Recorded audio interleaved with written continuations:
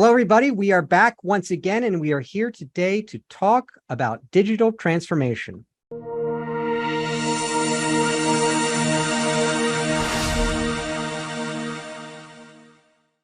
Hello, everybody. We are here today with Jose Eiras. He is a former Fortune 50 CIO. He's also a former Gartner director.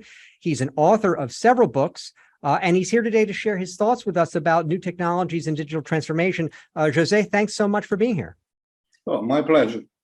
So, Jose, as you may or may not know, what we do with this podcast is we explore a lot of topics related to new technology, machine learning, Internet of Things, blockchain, augmented reality, 5G, new computing paradigms. There's obviously a lot that's going on there these days, and it's kind of transforming business. And I know that people use this term. There's different terms that they use. They'll talk about digital transformation, which is kind of the new business value that is being created from the confluence of these technologies. But there's also people that refer to this as a fourth industrial revolution. And I think both terms are equally interchangeable. And I'm wondering, just to start this discussion, as a former Gartner director and also a former Fortune 50 CIO, what does this fourth industrial revolution mean to you? What does it mean to you technologically, economically, socially? Please feel free to share your thoughts about it. Yeah, well, this is a pretty broad topic, right? I mean, we can spend quite a bit of time talking about that. I think it's a great question, this fourth industrial revolution. And this is already with us. And I see that in the near future, this industrial revolution is going to, really take off. And it is a few years from now, For example, you mentioned the technology side, right? First, I think we need to understand what is involved with this fourth industrial revolution. We can talk about robotics, we can talk about artificial intelligence, we can talk about machine learning, and all of that, right? I think there are two areas that are really important. One of them is AI, and the other is robotics. I think everything else kinds of either are part of this or contribute to it. Let me give you an example. For example, 3D printing. 3D printing is a robot, right? So, autonomous vehicles, for example, also robots, right? And they are also AI machines. So artificial intelligence and robotics is, first of all, they are kind of mixed, they are together. And that's what this industrial revolution will be based on, on those two main things. And of course, for example, new computer development or, building faster computers. This is part of AI. I mean, why do you need even faster computers to run more complex and more intelligent AI? For example, there is an effort going on in England, a company called Graphcore, I don't know if you are familiar with them, but they are building what they call the good computer. I mean, and they think that this will be available in the next couple of years. And this good computer is based on a chip that this company is developing, and it promises to be faster than the fastest supercomputer that we have today at a fraction of the cost. So, just to give you an example, for example, they think that this computer will be able to do 10 to the 19th calculations per second.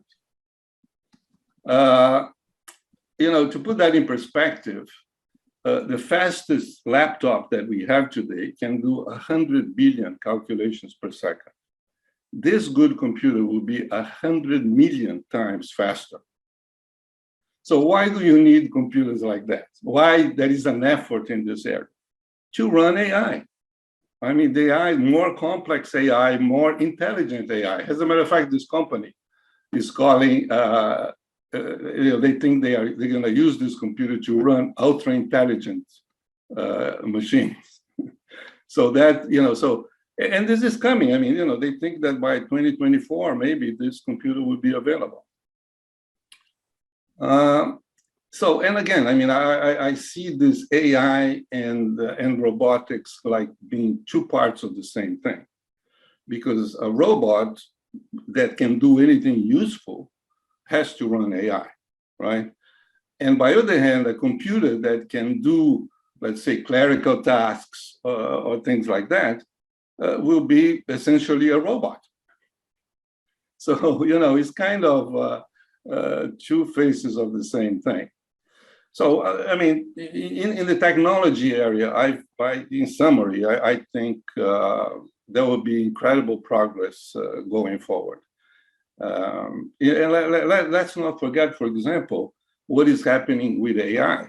I mean, the AI scientists are now developing this model, that they think they can build a foundation model, and that will help build AI on top of it, which means that it's kind of getting close to a general purpose AI.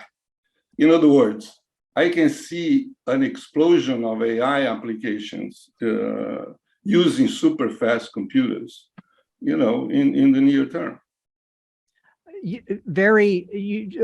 Jose, you've been one of our most insightful guests already, and in fact, I'm sure we could talk for a very long time. You've opened up a lot of cans of worms here. I certainly appreciate your insight. The one, I mean, I love the way you look at everything as being reduced to AI and robotics. That's something that I didn't really realize, and now I actually see it. You made that point about 10 to the 19th calculations per second. It's interesting because I'm familiar with that number, because I believe Ray Kurzweil has said that the number of instructions that take place in the human brain is 10 to the 20. And that when you get a computer that can start to approach 10 to the 19 or 10 to the 20 instructions per second, you are going to be close to a machine being able to essentially replicate human intelligence. So I think that's probably one of the reasons why that computer is so noteworthy. But that being said, so you look at everything in terms of being AI and robotics, and even that is those two can be interchangeable. So if you're a typical CIO, what sort of questions do you need to ask? And what are if you want to start implementing these technologies into the business, and what sort of challenges are you going to be facing? Is there anything that you'd like to share for other people who are at the executive level who want to be able to integrate these technologies into their business flow? Well, I mean, the first things first. First, you have to be aware of this technology. And that by itself is not an easy task, right? I mean, one person in a company cannot do that alone. So you need to be following this technology, because you don't want to be behind. You don't want your competition to be ahead of you, right? So you need to have a group in the company that is doing all this research and is looking at this thing. Not only that, I mean, and not only applying the technology to our business, but maybe even go a little further and say, okay, how can I use this technology with the base that I have in my business to create new businesses? I mean, there's companies that already have done that. Take Amazon, for example, right? They created new businesses based on the technology. So the more this AI gets developed, the more opportunity will be for companies to help the established business, but also to create new businesses. Are you concerned? I mean, are you an optimist when it comes to the future, or do you have any particular concerns about the risks that face us as we move into what I like to call it, this world of total interconnectedness? And I will tell you, just before you answer the question, that I speak to a lot of the best engineers that I talk to. They are very apprehensive about the direction that the world is heading into, because they see this inevitable and inexorable movement towards a kind of total interconnectedness, and that it's going to pose a lot of risks that people are not ready for. Would you tend to be more of an optimist or more of a cautionary pessimist about the direction that this fourth industrial revolution is taking us? No, look, I've been involved in technology since I was 20 years old, right? And I only saw good things. I think the technology improved the lives of, incredibly to the world, right? So yeah, I tend to look at the technology as an optimist. But you need to pay attention to the issues, to the pitfall, you need to deal with that because it's inherent. I mean, technology can bring some of those things, but I think people can adapt. People can once they understand the technology and the risks, they can take action. So yeah, I'm an optimistic. That's good. It's good. You're one of the few, but but you've got a lot of credibility. So I think your optimism is, I'm going to weight it a little heavier. It counts for a little bit more in my book. In terms of advice for executives, you said in the earlier question, they need to be technologically literate. So they need to be aware of these technologies. They need to understand what they are and what they can do, and that it would help them to possibly have a group inside the organization that is doing research specifically to stay abreast of developments in these technologies. Is there any other specific advice that you might have for the executives out there as they embark upon this journey? There are several. I mean, first of all, as I said, you need to be aware of the technology. But then, most importantly, how can you apply that to your business, right? And then how you implement that. And the human factor here is going to be huge. So you're going to have to deal with the human factor. Because, again, as you said, a lot of people are not very optimistic about technology, and because of fear, right? So you're going to need to deal with the fear in people. And the best way to do that is to involve them in the technology, make them part of the solution, right? And start with, let's say, few baby steps, right? Don't try to change everything at the same time. So first you bring the new technology, has something to aid the worker, let's say. And then you bring the technology to help and be able to use the worker to do higher level work, right? And at the end, try to find a way for this new technology to become like another employee of the company and a buddy of your workforce. So I think the human factor here is completely, is super important. So I think it's fair to say though that it could go either way, but if businesses and executives take the advice that you've just given, that workers shouldn't really be concerned about being displaced by automation, artificial intelligence, because if it's handled properly, it's a big if, but you're suggesting is if it's handled properly, that workers will be able to move up the value chain, doing higher level work, being aided and supported by these technologies to do a different type of work. But it all really hinges on how the organization manages the implementation of these technologies. I think that's fair to say. So, your optimism from the perspective of the worker is based on the fact that these transformations will take place in a way that respects the human factor, as you said. Right. Yeah. And take that in consideration. But you see, if you look an individual, a small example, let's say one part of the company, maybe some workers may be displaced there, but look at the world. Look how much the world needs to develop, right, to bring people to kind of to a higher level. Look at countries, for example, the U.S. Okay, the U.S. have done an incredible job in developing countries. Take Japan, for example, right?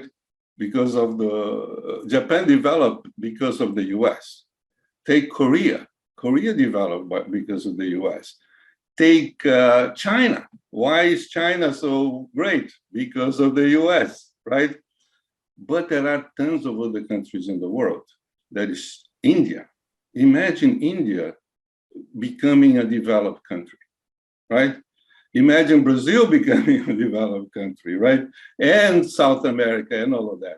So there is tremendous opportunities. So yeah, maybe if you look at someone in the US, in a city here in the US, yeah, maybe they'd be displaced, but that company can now operate in India, in Brazil, in a lot of all those other places and become bigger, and there will be employment for those people. I mean, I don't know. Again, if you look at small scale, yeah, things may happen, but you need to, I think, look at the bigger picture here. You said that you've been in technology since you were 20 years old, and you've had a very interesting and certainly extremely successful career by IT standards. I think at one point you were a CIO at General Motors and a CIO for several Fortune 50 companies.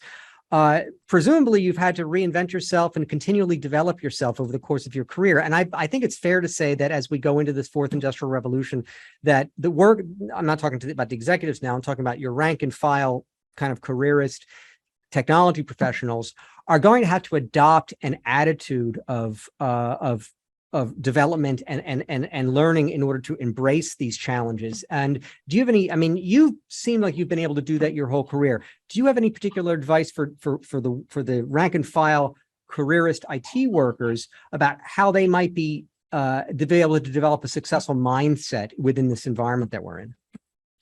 Yeah, you need to look at it, with an optimistic mind, right? And for example, in my career, I moved. I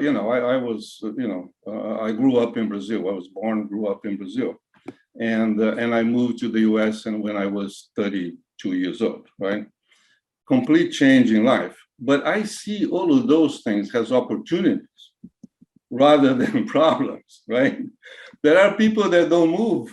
There are people that don't want to leave, their hometown because, they don't want to take advantage of opportunities, and a lot is happening today, as a matter of fact. I mean, companies, look what is happening after the pandemic. People don't want to go back to the office, right? So because of that, some people may lose some opportunities. So one mindset is to look at the opportunities rather than the problems, right? Well, I mean, you've certainly demonstrated that. You wrote a book called The Practical CIO at one point in your career, and then you retired and you wrote a book which was recent. I believe it was recently published. It's called Passion and Wit, and it has nothing to do with IT. In fact, it's a collection of short stories from your life. So I think that certainly demonstrates this principle that change creates opportunities. You retired, you wrote a book that's been very successful. It has absolutely nothing to do with IT. Could you please tell us about this book? What motivated you to write it? And perhaps, are you planning on writing more books along the same genre? Yeah, well, thank you. Thank you for the opportunity to talk about that. Yeah, I mean, the reason why I wrote this book is kind of the same reason why I wrote The Practical CIO, was to make sure that the experience I had in technology at the time was not lost, right? I mean, that people could take advantage of what I learned throughout my career. This is the Practical CIO. That's the Practical CIO. The Practical CIO. Okay. Yeah, and so similarly, the Passion and Wit is, I wanted to document some of the stories, funny stories, let's say, or experiences that I had. And at the same time, as I started to write that, I said, I can maybe go a little further and do some fiction as well. So I mixed the two things. So part of those stories are, real-time experiences and also some fiction. And one interesting thing about the book is that people that read it so far, they try to figure what is fiction and what is reality. So, it creates this this thing with people. I mean, they want to know, okay, well, is this a reality? Is this a fiction? But it's a fun book to read. and with that, I mean, it was nothing else, just to tell, because I used to tell stories to people, right? And I saw their reaction, and I said, why not do that in a book?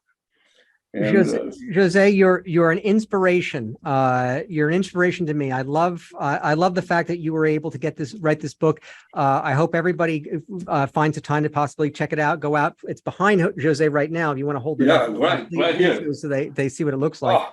Yeah, Passion and Wit by Jose Eiras. Jose, I hope you'll come back another time and talk to us about technology, and we'll test some of your predictions, your optimistic predictions about the future, and we'll see how